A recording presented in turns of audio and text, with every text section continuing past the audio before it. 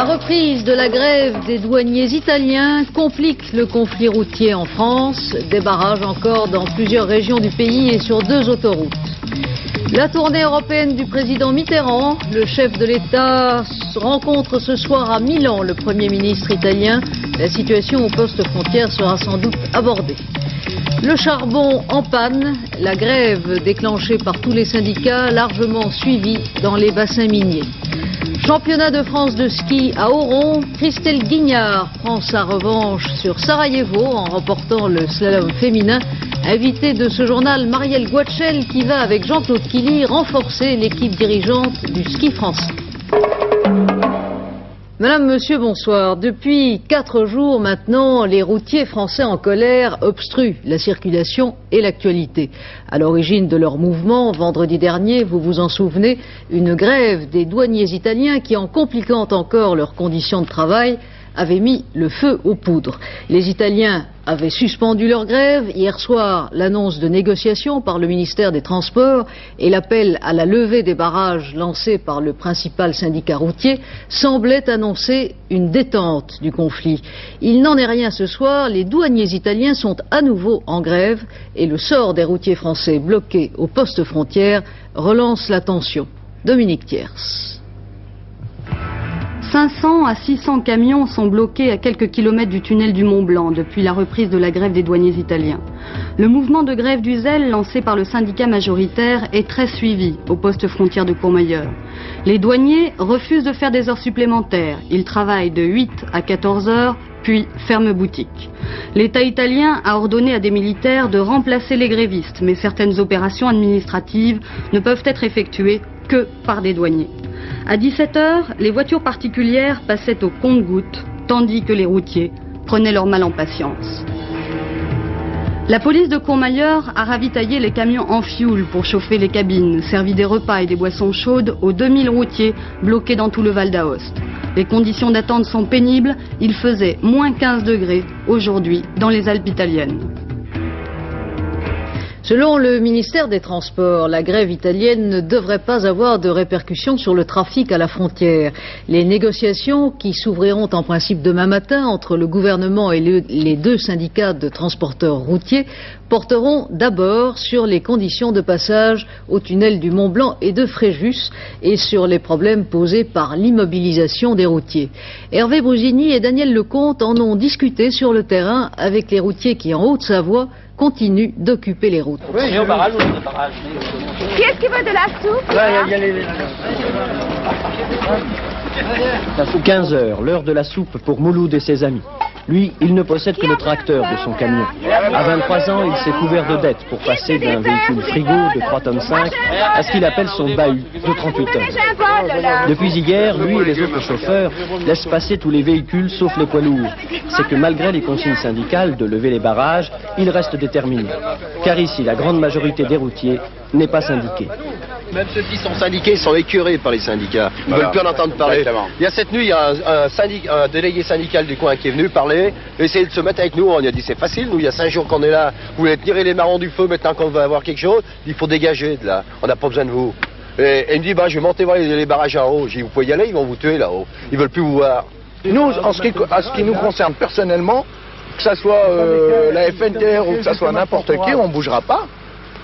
On attendra les négociations et si c'est du positif, on débloquera. Peut-être s'ils ne seront pas en grève là-bas au-dessus, sinon on restera là. Beaucoup prétendent qu'à la douane italienne, le racket serait chose courante. Pour quelques poignées de livres de plus, vous êtes assurés, disent-ils, d'attendre quelques heures, 2 mois. En fait, le douanier, c'est la vraie bête noire du routier. Moi, ce que j'aimerais connaître, c'est le salaire d'un douanier pour les 3 malheureux coups de tampon qu'ils nous mettent. Ils sont tout le temps en train de se plaindre. Mais vous remarquerez une chose, qu'ils se plaignent qu'en hiver. En été, c'est rare qu'ils se mettent en grève. Et c'est vrai, hein. Le pneu là. Comme un modèle, comme si c'était pas possible de faire la douane sur 2 fils. Sur 2 fils. Ils contrôlent toujours pareil, mais il n'y a qu'une seule file. Ouais. C'est prévu pour 2, mais ces messieurs veulent pas, ça les fatigue. Mais tout le monde serre les vis pour le personnel. Alors on fait ça sur une file et puis les routiers, ils attendront le temps qu'il faudra, quoi. Une fois que nos revendications seront seront acceptés par le gouvernement, il n'y aura rien de plus simple de mettre la première et de démarrer. Hein. Si on nous laisse passer de l'autre côté, c'est toujours l'éternel problème. Le cœur du problème est donc là, 30 km plus haut, au poste de douane de Fréjus, où seuls quelques véhicules filtrés par le barrage de Mouloud pouvaient arriver ce soir.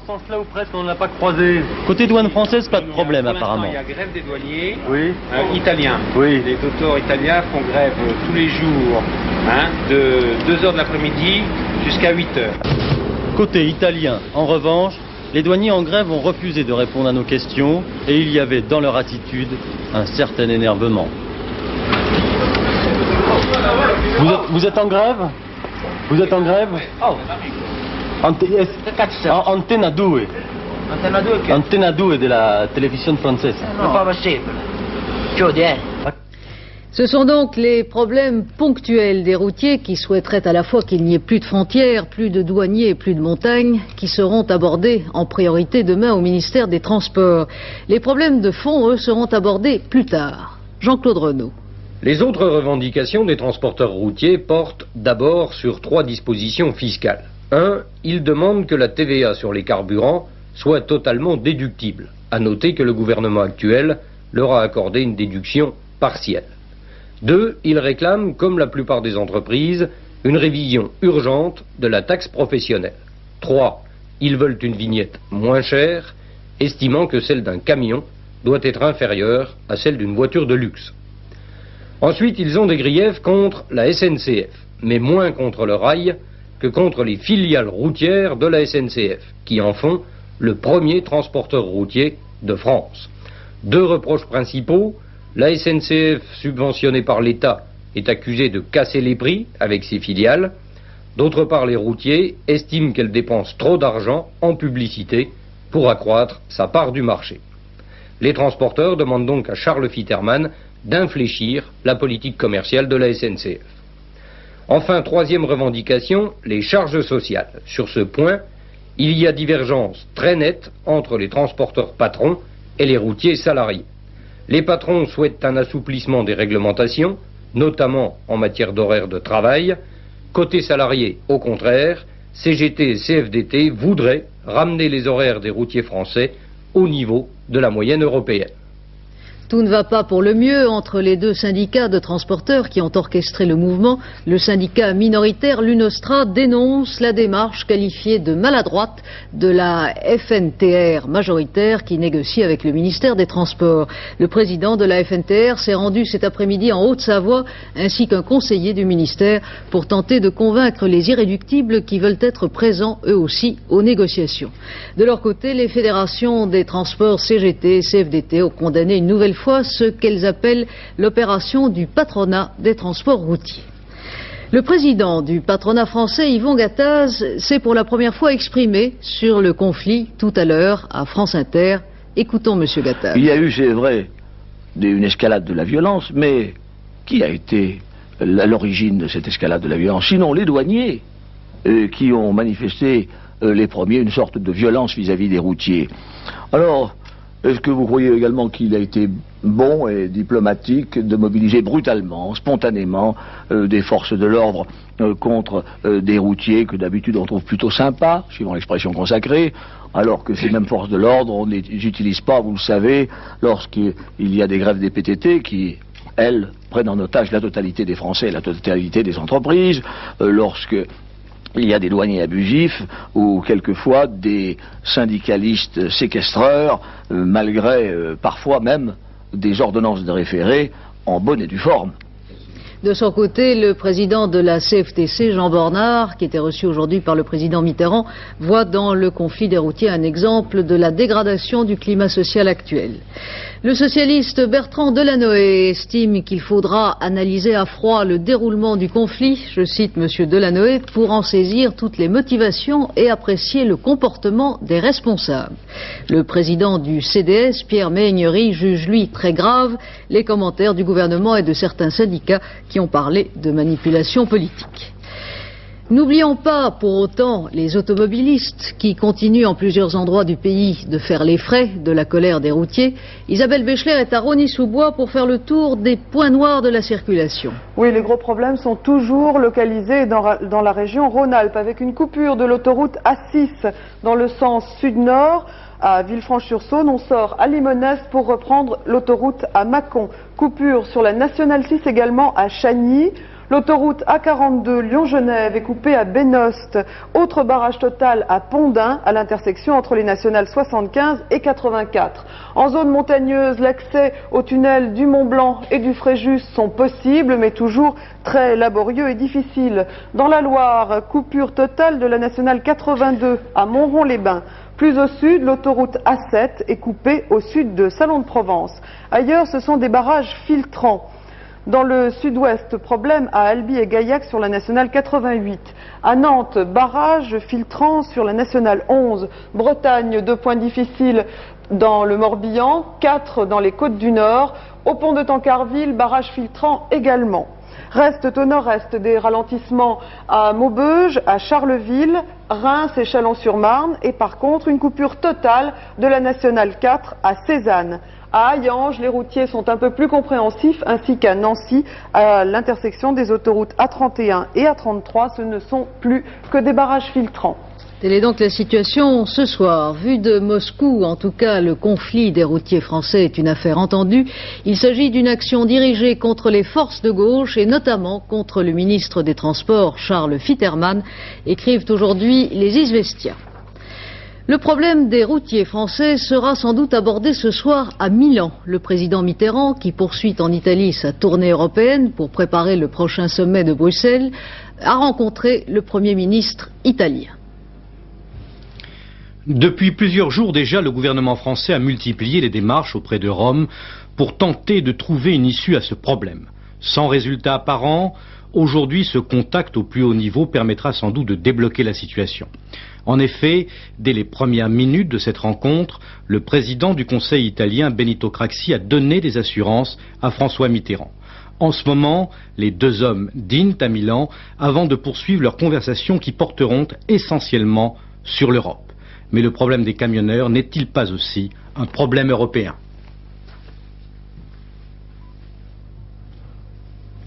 Les mineurs français ont largement répondu à l'appel à la grève lancé par leurs 5 fédérations syndicales, une grève de 48 heures reconductible qui exprime l'inquiétude des milieux miniers vis-à-vis des projets de charbonnage de France qui, vous le savez, vont devoir réduire leur production et supprimer 6 000 emplois par an jusqu'en 88. Jean Lebert. La grève a été diversement suivie selon les bassins. Pour les syndicats comme pour la direction dans le bassin du centre-midi, le mouvement a été suivi à 100%, à Montson-les-Mines, de Casseville, ou encore à Carmaux comme nous le voyons ici sur ces images, où les grévistes sont allés déposer une gerbe sur la stèle des mineurs. À Gardanne, sur les 320 mineurs qui travaillent au fond, seuls 30 mineurs, c'est-à-dire l'équipe de sécurité, sont descendus cet après-midi. Dans le Nord-Pas-de-Calais, le mot d'ordre a été très suivi. La direction annonçait ce matin 85% de grévistes au fond. Selon les syndicats, les secteurs de Valenciennes, Douai et Lens étaient en grève à 100%. Dans le bassin de Lorraine, au dire des syndicats, 1 mineur sur 2 était en grève. La CGC s'était au dernier moment désolidarisée de l'appel à la grève. Cette faible participation s'explique peut-être par le fait que l'emploi chez les mineurs lorrains est moins menacé, l'exploitation du charbon dans cette région étant plus rentable. Les projets du gouvernement et des charbonnages misent sur différentes possibilités de reconversion des mineurs dont l'emploi est menacé dans les principaux bassins du pays. Le dossier, Laurence Auerve. Le bassin minier, terre d'accueil et de travail. Un panneau écorné sur le bord de l'autoroute à l'image de la région Nord-Pas-de-Calais, avec ses puits de mines, dont bon nombre ne sont déjà plus que des vestiges du passé, des villes qui vivent de l'argent des mineurs retraités, mais pour combien de temps, et des enfants qui courent vers un avenir incertain. Il y a déjà 14% de chômeurs.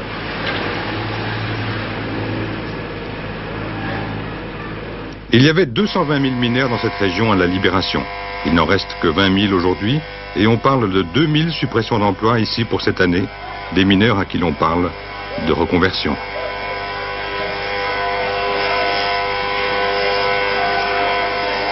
On espère qu'il va se passer quelque chose et que si les mines disparaissent, il y aura d'autres entreprises, c'est tout. Parce que c'est ça. croyez que c'est possible d'implanter d'autres entreprises dans la région? Mais bien sûr, c'est possible. Non seulement c'est possible, parce qu'il y a des bras ici. Il y a des bras et il suffit que les entreprises viennent s'implanter et puis ils ont tout ce qu'il faut pour réussir. Mais des bras au travail, il y en a d'autres dans la région. Ceux des robots, comme ici dans l'ultramoderne usine de Renault Douai, on la cite comme un modèle de reconversion.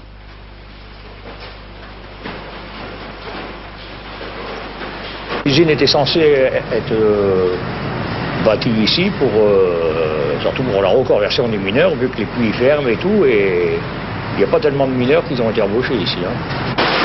8000 emplois créés, dont seulement 250 pour des mineurs.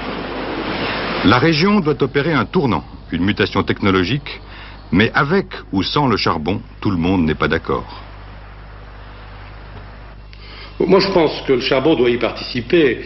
La démonstration en est apportée par la création de la plateforme de gazéification de Mazagarbe, qui est un laboratoire en vraie grandeur. Mais je pense aussi que ce n'est pas suffisant. Je crois aussi que cette région a besoin de changer son image de marque et que des efforts considérables sont à faire dans ce domaine. C'est-à-dire qu'en dehors de la plateforme de gazéification et des expériences faites dans ce domaine, vous ne voyez pas d'autre avenir pour le charbon dans la région? Non, je ne pense pas. Sur cette carte, tout ce qui est en rouge appartient aux houillères, c'est dire le rôle qu'a joué la mine qui est aujourd'hui déficitaire. Comment concevoir l'introduction de l'électronique et des robots dans des usines et des puits qui ferment?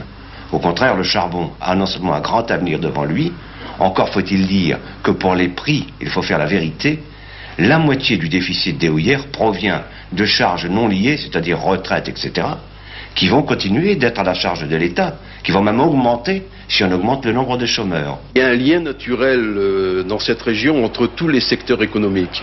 Le charbon, la chimie, la construction mécanique, la sidérurgie, tout cela, ça forme en définitif la métallurgie, un grand ensemble qui a vécu de l'exploitation charbonnière et qui s'est développé à partir de l'exploitation charbonnière.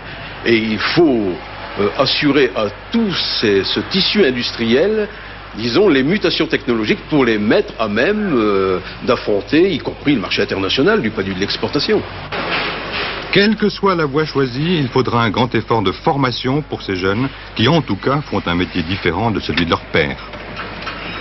Retraités, ouvriers houillères, maîtreurs houillères, retraités houillères, électriciens, retraités houillères, maîtreurs, décédés, retraités. La situation dans un autre secteur en crise, la construction navale, a servi de toile de fond à l'élection municipale dont le premier tour s'est joué hier à la Seine, vieux bastion communiste dans le Var. Autre élection municipale partielle à Draguignan, vieux bastion socialiste. Dans les deux cas, la majorité enregistre un recul par rapport à ses résultats de mars 83 qui avaient été invalidés. Mais pour remporter le second tour dimanche, l'opposition est à la merci des voix de l'extrême droite. Jean-Michel Mercurol. À la Seine-sur-Mer, une plus forte mobilisation des électeurs par rapport à l'an dernier n'a pas empêché un tassement des voix du maire sortant communiste, tandis que l'opposition UDF-RPR améliore nettement son score. Même si la liste du Front National n'a pas atteint les 5% nécessaires pour être en position de négocier au second tour, tout se joue sur le report ou non de ces voix d'extrême droite vers le candidat de l'opposition. À Draguignan également, l'extrême droite se trouve en position d'arbitre. Édouard Soldani, sénateur socialiste et maire sortant, obtient un score inférieur de près de 5 points au total des voix PCPS du premier tour de 83. Le candidat de l'opposition unie, à peu de choses près, a maintenu ses voix malgré la concurrence des listes du Front National et du PFN. Donc là encore, ballottage difficile pour la gauche, son seul espoir étant la mobilisation éventuelle au second tour des abstentionnistes. À Cuers, où se déroulait hier une autre élection partielle, l'opposition l'a emportée dès le premier tour. Un commentaire du président du RPR, Jacques Chirac, à propos de l'extrême droite, un commentaire confié au journal économique Prévision. La question de l'alliance avec le Front National ne se posera pas, affirme-t-il. Venons-en maintenant à l'actualité à l'étranger et bien sûr au Liban, où des combats sporadiques ont eu lieu aujourd'hui encore au cœur de la capitale libanaise. Le contingent italien de la force multinationale a plié bagage aujourd'hui. Didier Régnier. C'est à partir de ces collines à Alais que les milices druzes harcèlent l'armée libanaise, retranchée juste en face sur les hauteurs de Souk El-Gar. Hier, pendant plus de 3 heures, les canons de 155 mm ont pilonné les positions gouvernementales, autour desquelles l'étau se resserre chaque jour un peu plus. Depuis samedi, la bataille a pris l'allure d'un véritable assaut, d'un défi aussi, puisque Souk El Garb est le dernier verrou sur la route qui mène au palais présidentiel de Baabda.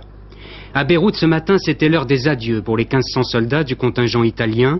Mains serrées, embrassades, aucun Palestinien n'a oublié que ces militaires italiens étaient arrivés en septembre 1982, juste après les massacres de Sabra et Shatila.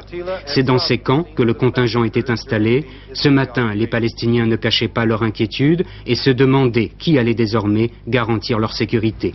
Le contingent anglais est parti, les Italiens s'en vont, demain ce seront les Américains, restent les Français, mais pour combien de temps encore ? Le chef des chiites, Amal Nabi Berri, qui contrôle désormais Beyrouth-Ouest, a rencontré aujourd'hui au nord du Liban les dirigeants de l'opposition au président Gemayel. Avant de quitter Damas ce matin, où il s'était concerté avec les dirigeants syriens et avec le chef druze Walid Jumblat, Nabi Berri a réaffirmé une nouvelle fois que la démission du président Gemayel était le préalable indispensable à tout règlement pacifique de la situation. Michel Strulovici et Philippe Peter ont rencontré à Beyrouth un militant de Walid Jumblat, un jeune druze dont les propos et la vie quotidienne illustrent bien les paradoxes de la situation libanaise. L'avenue Amra, les grands boulevards de la capitale libanaise. Ce jeune homme barbu de 22 ans, Najib, un druze, étudie à l'université de Beyrouth. Une atmosphère de paix. À moins de 3 km, la guerre au centre-ville. Dédale vers le front, vers cette position tenue par les miliciens du Parti socialiste progressiste. Najib, un de ses militants, change de peau. Le voilà combattant. Un combat vieux de 10 ans pour lui. À la mort de son cousin, tué dans la montagne par les phalangistes, Najib a 13 ans. Il prend les armes. Depuis, il a participé à toutes les péripéties de cette guerre civile. En face, à 50 mètres, l'ennemi de Najib, les phalangistes.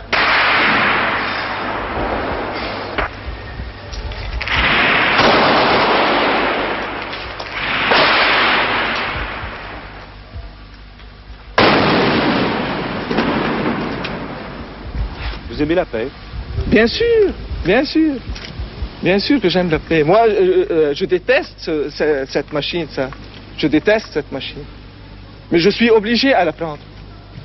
On veut un président pour tous les Libanais, pas seulement pour un secteur ou pour 5% des gens.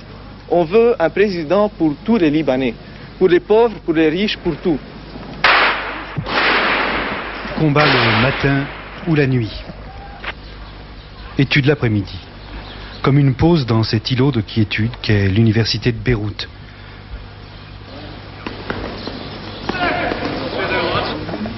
Des études chaotiques pour Najib et ses amis.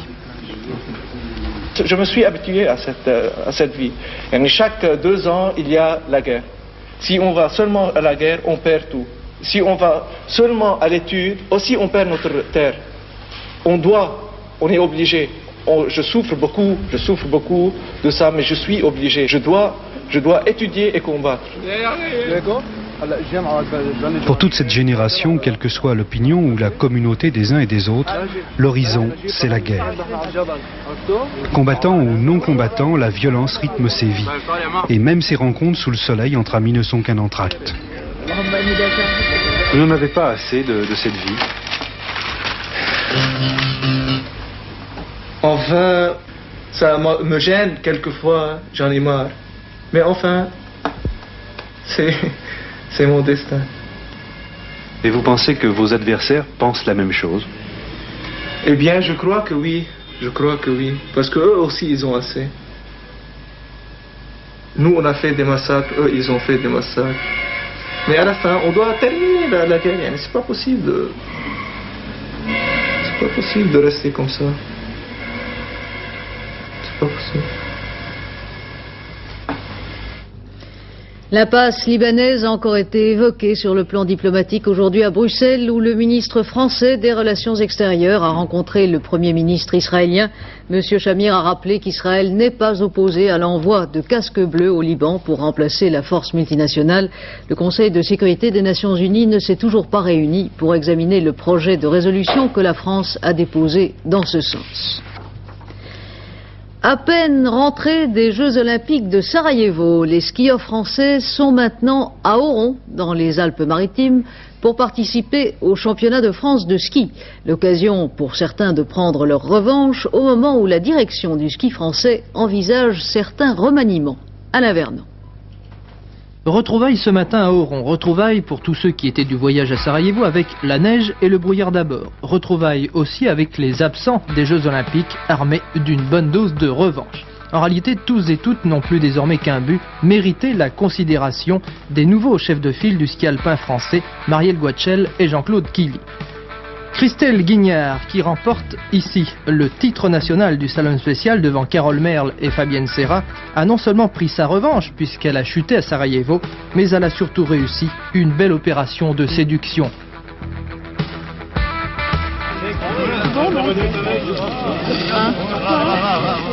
Les championnats de France qui ont donc lieu cette année à Oron réunissent traditionnellement les meilleurs skieurs et les meilleures skieuses de toutes les régions françaises. Alors Marielle Guachel, vous n'êtes pas sur place là pour soutenir le moral des troupes? Eh bien non, je n'y serai que vendredi parce qu'il faut tout de même que je m'occupe un petit peu de mes affaires et je viendrai donc à vendredi à Oron. Marielle, vous venez d'être officiellement chargé par Monsieur Coquillard, le président du comité alpin de la Fédération française de ski, de travailler avec Jean-Claude Killy à un remaniement de la politique du ski français. Alors vous allez être quoi, la Jeanne d'Arc du ski français? Oh, vous savez, il fut un temps, on m'avait déjà surnommé la Jeanne d'Arc du ski français. Je n'aurai pas cette prétention à l'heure actuelle. Je souhaite simplement servir mon pays et surtout m'occuper des très jeunes, à savoir rebâtir le ski français par la base avec les 8-10 ans. C'est une perspective d'avenir très intéressante pour moi. J'avoue que je suis passionné. Les jeunes m'aiment bien et je leur rends bien. Et donc votre mission précise sera de découvrir les meilleurs skieurs parmi les tout petits. Voilà, je crois que c'est une école de champions basée avant tout sur le caractère, car sans caractère, pas de médaille olympique. Et j'avoue que si ce travail m'est confié, je vous le dis tout net, c'est pour avoir au moins 2 médailles d'or aux Jeux Olympiques de 1992, une chez les hommes, une chez les femmes. Donc vous voyez que je n'irai pas de main morte. On ne remet pas en cause les médailles de Sarajevo. Toutefois, il faut savoir que Perrine Pelen, qui avait déjà gagné il y a 4 ans, a gagné une médaille d'argent et une médaille de bronze. Elle ne refera pas une Olympiade. L'avenir, évidemment, c'est Christelle Guignard. Elle a gagné aujourd'hui, donc on peut dire que c'est l'avenir. Mais derrière Christelle Guignard, en slalom et en première série, il n'y en a pas beaucoup. Donc je crois que le travail doit se faire par la base, avec un nouveau système, avec, je crois, une médecine sportive beaucoup plus intense, avec une diététique bien meilleure, et je crois avec des hommes de caractère et des gens qui rayonnent et qui aient la force de caractère de mener les gens à la victoire. Je crois que maintenant il faut viser l'or, ni l'argent ni le bronze, mais l'or d'abord. Merci Marielle Guachel et bon travail. Battre un Sicilien en Sicile, c'est plutôt rare, surtout lorsqu'il s'agit de boxe. C'est pourtant l'exploit qu'a réalisé hier soir le Français Gilles Elbilia, qui défendait son titre européen des poids welter face au numéro 2 mondial de la catégorie, l'Italien Nino Larocca. Ce boxeur déchaîné qui accule Gilles Elbilia dans les cordes s'appelle Nino Larocca. De père malien et de mère sicilienne, cet Italien de 25 ans est invaincu en 56 combats. Le Français va donc souffrir, d'ailleurs personne n'imagine qu'il garde en Sicile son titre européen. Erreur, vous venez de le voir, Elbilia est courageux et surtout l'arcade de Nino fragile. Alors se produit le premier miracle, Larocca est blessé. Il perd de son arrogance et surtout de son assurance. Le deuxième miracle, on le doit à l'arbitre anglais, M. Jacobs, qui arrête tout simplement le combat à la 6e reprise sur blessure de l'Italien couvert de sang. Elbilia est toujours champion d'Europe des welter, Larocca subit sa première défaite en Sicile, on aura tout vu, mais les carabiniers ont dû raccompagner l'arbitre sous les jets de bouteilles de bière. Plus en douceur, Brigitte Simonetta va nous parler du temps. Plus ou moins. Bien sûr, le ciel ne va pas nous tomber sur la tête, mais la pluie, oui, beaucoup de pluie. La météorologie nationale est assez pessimiste pour les prochains jours. Elle prévoit un renforcement des vents et des averses donc qui pourront être violentes. Alors, pourquoi cette situation? Regardez la photo satellite. Entre une première perturbation qui nous abandonne très lentement par l'est et une deuxième perturbation associée à une dépression dans le centre et au large de l'Atlantique, une deuxième perturbation qui elle arrive très rapidement confinement par l'ouest. Nous n'avons pas le choix, cela nous donne une carte assez pessimiste pour demain. Temps couvert partout, avec des averses de pluie, de neige en montagne et probablement même en plaine dans l'est. Et surtout le verglas, risque du verglas sur le quart nord-est, sur le Lyonnais et le Massif central. Le baromètre baisse et les températures maximales, elles, remontent. Dans l'après-midi, de 2 à 10 degrés sur la moitié nord et de 6 à 13 degrés sur la moitié sud. Demain, nous serons le mardi 21 février. Le soleil se lèvera à 7h49, se couchera à 18h20. Nous fêterons les pierres d'Amiens ensemble, pas séparés. À 23h30, Hervé Claude vous présentera notre dernière édition. Demain, 12h45, antenne de midi, 18h30, c'est la vie. Et je vous retrouverai avec plaisir demain à 20h. Très bonne soirée.